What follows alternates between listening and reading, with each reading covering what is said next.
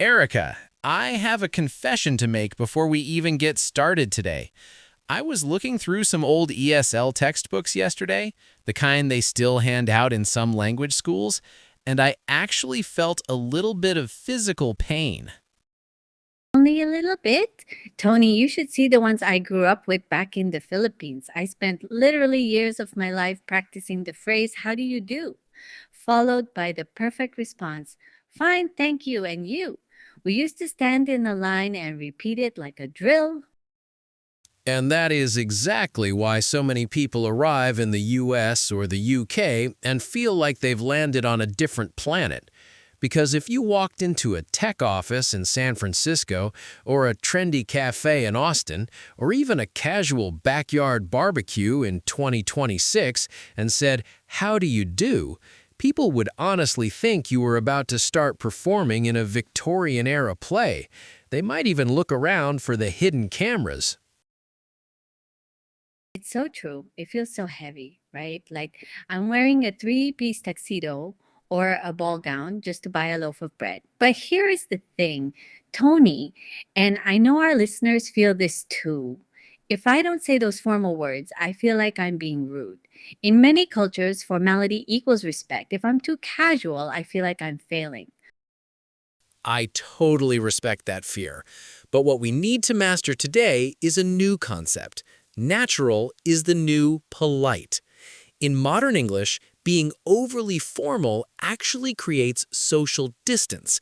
It makes you seem cold or unapproachable. Today, we're spending 40 minutes doing a deep dive masterclass on the art of the modern greeting. We're going to break this down into four massive segments so that by the end of this, you won't just know what to say, you'll know how to feel when you say it. Okay, let's start at the top, the professional tier. I'm at a job interview or I'm meeting a new manager for the first time. If I can't say, "How do you do?" What is my safe zone? Your safe zone is focusing on the event of meeting them, rather than asking them a question about their health. The most powerful phrase in 2026 is, "It's a pleasure to meet you," or "It's great to finally connect with you." Great to finally connect. I hear that a lot on LinkedIn and in Zoom calls. But when I say it, it sounds clunky. Great to finally connect. Exactly. And here's the crazy part. That's because you're pronouncing every letter. Native speakers use the schwa sound and consonant linking to make it smooth. Let's look at great to. We don't say to with a long O, we say t, great to.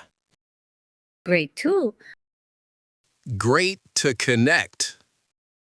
great to connect. Oh, okay, that feels much faster already. Exactly. Now let's look at finally. Learners usually say fine, ow, lee. Four distinct sounds. I want you to drop the A. It becomes Finley. Finley, like a fish fin. Exactly, finely. Now put it all together. Great to finally connect. Great to Finley connect. Wait, Tony, let me try that again. Great to Finley connect. Yes, that is exactly it. You just saved yourself half a second of speaking time, and you sounded 50% more native. Now, this is a key skill, so let's do a quick shadowing workshop for everyone listening. Repeat after me. We'll go slow 3 times, then once at natural speed. Ready? Great. To Finley connect. Again, great. To Finley connect. One more time, slow, great, to Finley connect. Great to Finley Tivect. Oh, wow. Doing it like that really builds the muscle memory. It flows now. It's a pleasure to meet you. Pleasure to meet you, right? Okay, workshop time. Pleasure to meet you. Pleasure to meet you. Pleasure to meet you. Pleasure meet you. Oh, wait, what if they say it to me first? Do I just say you too? You as well is the professional gold standard. Pleasure to meet you, Tony. You as well, Erica. It's short, it's elegant, and it avoids the how are you trap entirely. But the key is to deliver it with a warm and genuine tone.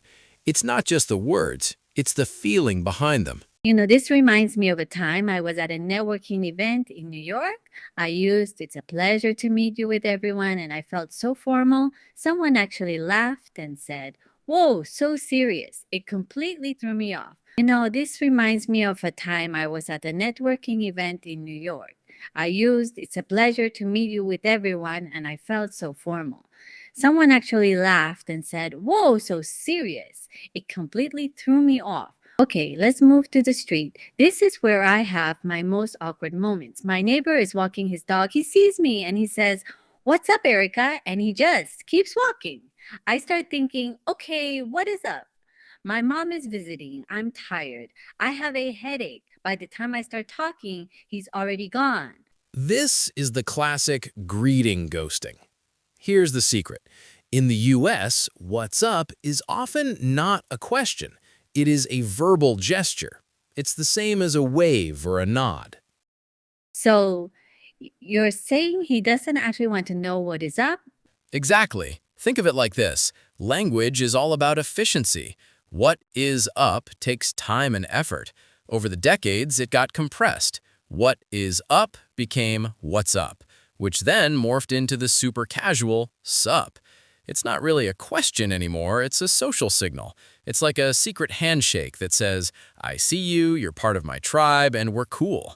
It's a low-energy way to maintain a social connection without having to stop and engage in a full conversation. It's the ultimate social lubricant. 90% of the time, no. He is just acknowledging your existence. The correct response to what's up when someone is moving is actually, what's up? Oh, that makes so much sense now. I had this one time I was walking out of a coffee shop, juggling my laptop, my bag, and a very hot latte. My old boss, who I hadn't seen in years, was walking in. He grinned and said, "Hey, Erica, what's up?" And I completely froze. I was trying to figure out how to give him a quick, impressive life update while simultaneously trying not to spill coffee all over myself. By the time I managed to stutter, "Oh, just busy with," he was already at the counter ordering his drink. I felt so foolish. Oh, that makes so much sense now. I had this one time I was walking out of a coffee shop, juggling my laptop, my bag, and a very hot latte. My old boss, who I hadn't seen in years, was walking in. He grinned and said, "Hey, Erica, what's up?" And I completely froze. I was trying to figure out how to give him a quick, impressive life update while simultaneously trying not to spill coffee all over myself. By the time I managed to stutter, "Oh, just busy with," he was already at the counter ordering his drink. I felt so foolish. You are joking. I answered the question with the same question. Yes, or a very short, not much, you? Or even just, hey. Think of it like a verbal high five. You don't analyze it, you just return it. Okay, we need to role play this for the next few minutes because my brain is refusing to accept this. I'm going to pretend to walk past you. You greet me. Hey, Erica, what's up? Um, I am fine, thank. No, wait, that's wrong. Cut, exactly. Your old programming kicked in. Let's try again. Don't think, just echo. Hey, Erica, what's up?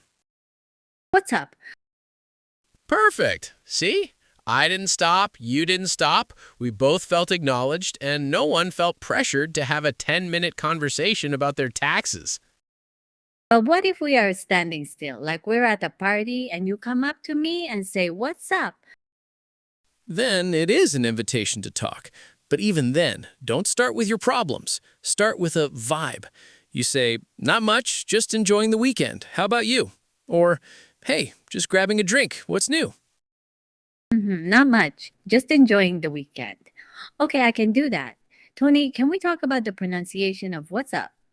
Because sometimes it sounds like what's up and sometimes it sounds like sup. Great question. Let's demonstrate. Sup is the ultimate lazy greeting. It's very common among friends. You just drop the what's. Sup? Then there's what's up, which is just a very fast, very blended version. What's up? But for our listeners, I recommend sticking to the full what's up for now. Just make sure that S is sharp. What's up? Right. Okay, new scenario. Let's talk about the grocery store. I'm at the checkout and the cashier says, "How's it going today?" I always say, "I am fine, thank you." But it feels, I don't know, a bit cold. It's a bit formal for a grocery store. How's it going is the Goldilocks greeting. It's not too formal, not too casual. It's the most common phrase in the English-speaking world. But the trick here is the vocal blend. We don't say, how is it going? Right, that's how I say it. How's it going? How's it going? Exactly. The S in house and the I in it turn into a Z sound. How's it? How's it? And the G at the end of goin' is almost always silent in casual speech. Goin'. How's it going? How's it going?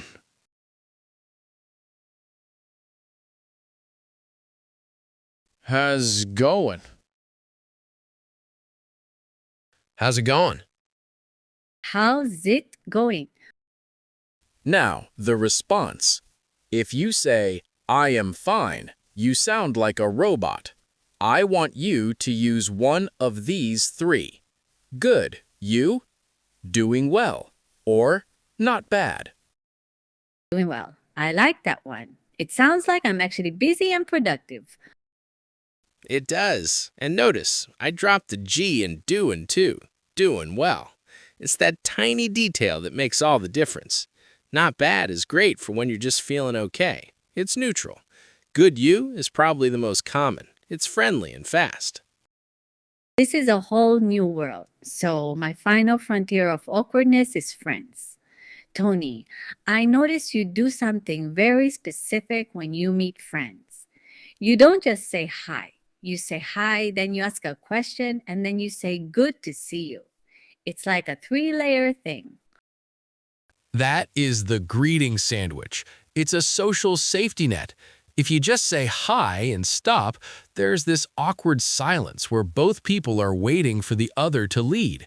The sandwich prevents that. Okay, so you're saying layer one is the hello, layer two is the filler question, and layer three is the positive affirmation. Exactly. The psychology is simple. Layer 1 says, I see you. Layer 2 says, I'm interested in you. And layer 3 says, I value you. It's a complete social package. Hey, Erika, layer 1. Have you been? Layer 2. So good to see you. Layer 3. And I respond with the same sandwich look. Yes, you build your sandwich right back. Hey, Tony. Layer 1. I've been great. You?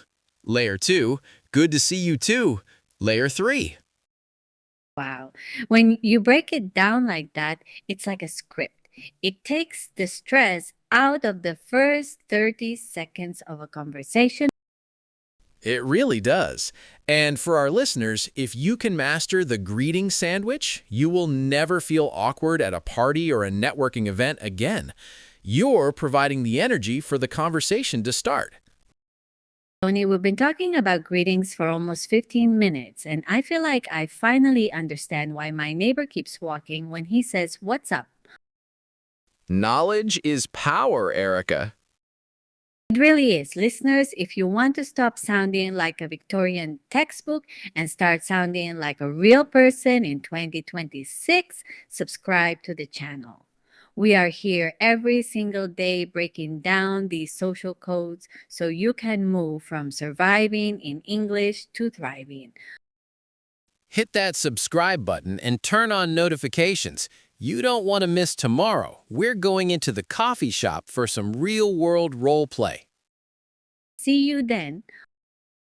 Catch you later.